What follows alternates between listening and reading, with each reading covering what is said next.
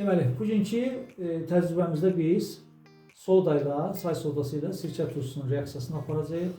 Stəkana soda əlavə olunub, çay sodası. Biz ona sirkə turşusunu əlavə edəcəyik və hansı reaksiya getdiyini müşahidə edəcəyik.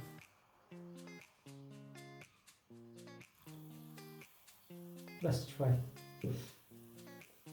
Deməli, sirkə turşusu çay sodası ilə reaksiyaya girir. Bu zaman natrium asetat, karbon qazı və su alınır.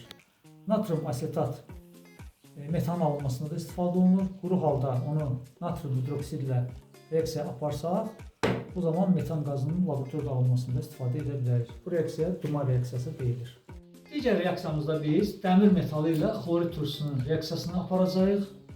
Bu zaman dəmir metalı xlorid turşusu ilə reaksiyaya girir. Dəmir 2 xlorid və hidrogen qazı alınır.